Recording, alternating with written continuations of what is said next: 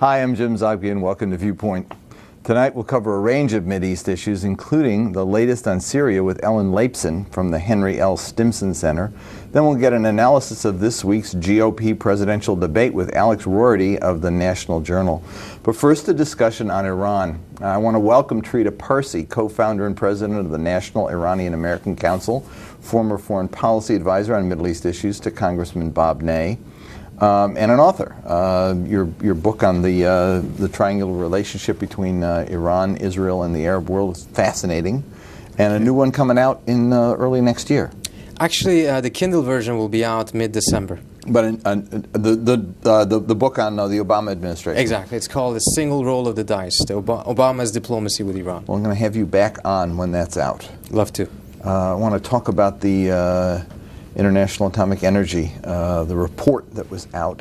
You suggest in an article you did that the hype about the report was far more exciting, I think was the word you used, than the report itself. But there were findings there that indicate Iran developing or working to develop nuclear weapons.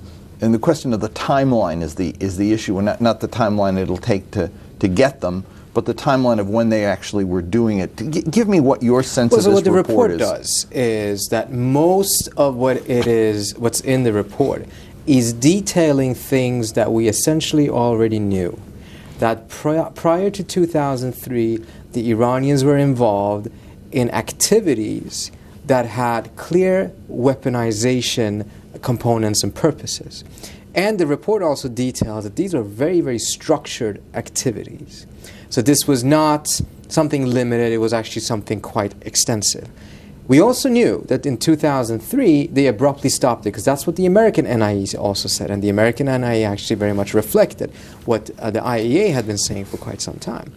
What is new, though, in this is that there's also information given to the IAEA by two member states that the Iranians have actually continued some of those activities as late as 2008-2009.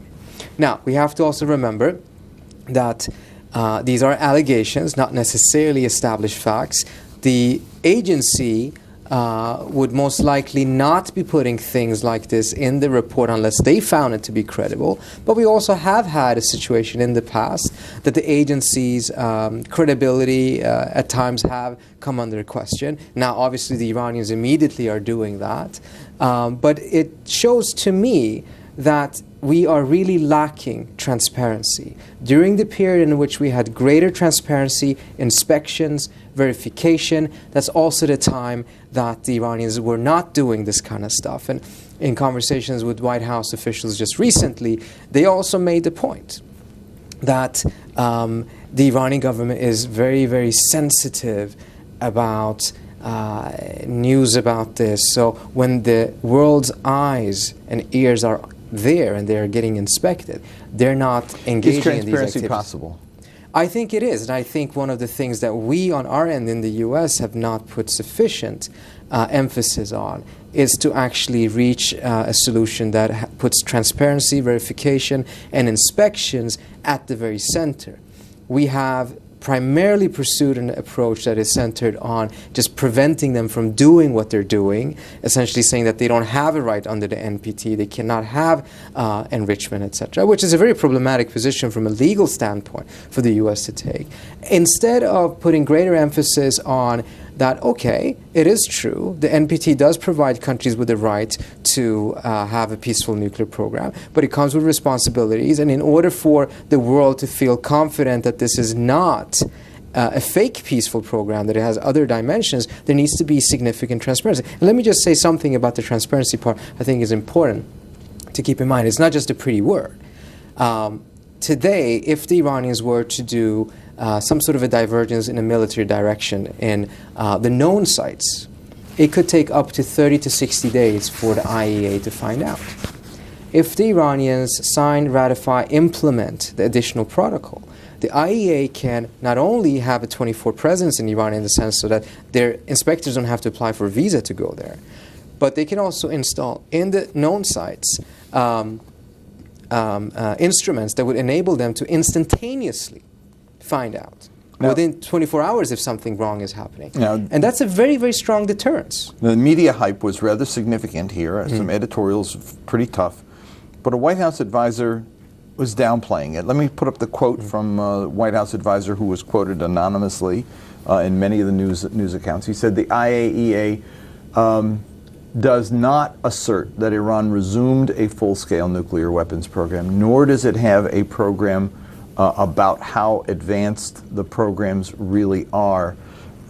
Why would they do that? Why would they issue a statement of that sort? What's the White House intention here? Well, I think the White House is, on the one hand, wanting to portray themselves as being tough on this issue and taking strong action, while at the same time try to control the conversation so it doesn't get out of hand, because if it does, the White House would end up being under significant pressure to take military action.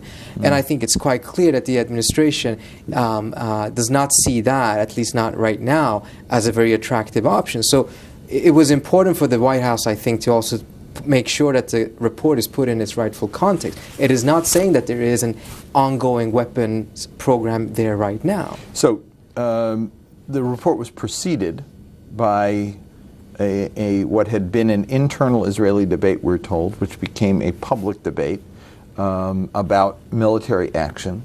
One of these hold us back, guys, because we're going to. You argue that it's the gift that keeps giving. The Israelis have a tendency to do this at different times. It succeeded in one thing, took pressure off of them on settlements. Nobody's talking about that right now.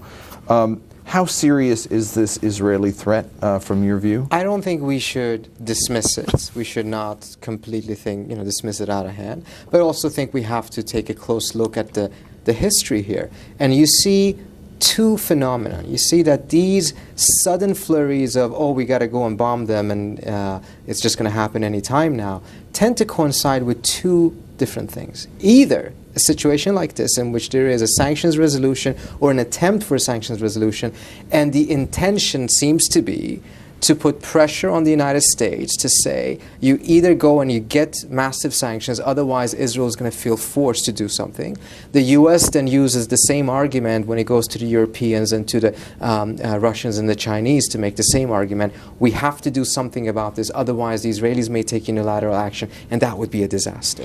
And it's been effective. It's been the gift that keeps on giving, because it seems to work, even though people realize that it's somewhat of a transparent ploy, it nevertheless seems to work.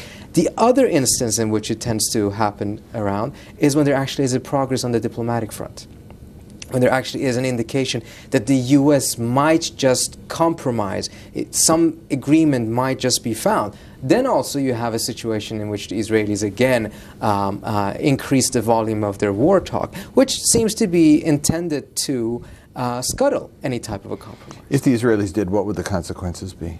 Well, it's difficult to tell because it's also depending on how broad these attacks are. If it is a massive bombing campaign that also targets non-nuclear facilities, and it's a large war, I think the Iranian government would probably have few incentives not to enlarge the conflict. And that means taking it beyond perhaps in many places in the region. You also have the option in Iran to do something to the Strait of Hormuz. And it's not that they would mine it or something. I think, what they may just be able to do is to take one of their own oil tankers in the Strait of Hormuz, blow it up.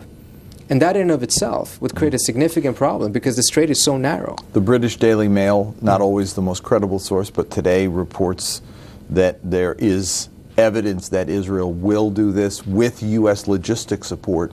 Is that likely? Is that possible that the U.S. would engage in this activity with Israel before Christmas is what they're saying? Right now, I don't believe so. Right now, I don't believe so.